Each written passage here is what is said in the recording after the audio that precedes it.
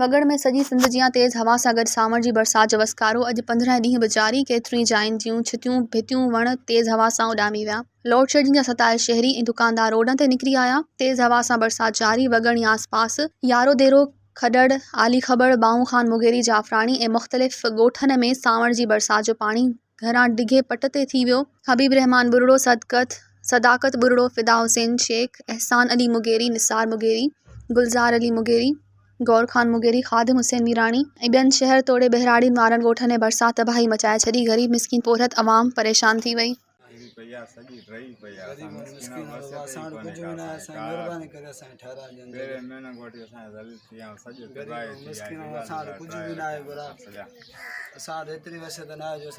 मूंखे जेको आहे सो बसि ग़रीब मिसकिन थी चुको आहियां। हीउ मुंहिंजो जुगो रही चुको आहे। हिन वक़्तु जुगे ठाराइण जे लाइ मूंखे कुझु बि कोन्हे का शइ कोन्हे को। मां वस वारे ऑफिसरनि खे अपील थो कयां त ख़ुदा वास्ते मुंहिंजी मदद कयो। ॻोठ वारा हुजनि, बिरादरी वारा हुजनि, पंहिंजी जमायत वारा जेके अर्ज़ु थो कयां। हीउ मुंहिंजो दुकानु रही पियो आहे, पुराणी जॻह। अॻिते जे लाइ मूंखे जॻह खाइण जी वसियत कोन्हे का।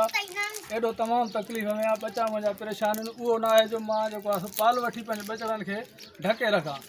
मां ही त ॾाढा सभई तव्हांजे अॻियां वठी गुज़ारिश करे रहियो आहियां त महिरबानी करे ख़ुदा जे वास्ते मूंखे कुझु न कुझु मदारत कयो। मज़ीद ख़बरनि ऐं तफ़सीलात लाइ विज़िट कयो असांजी वेबसाइट www.awamiNewsHD.com ऐं ॾिसंदा रहो अवामी न्यूज़ HD।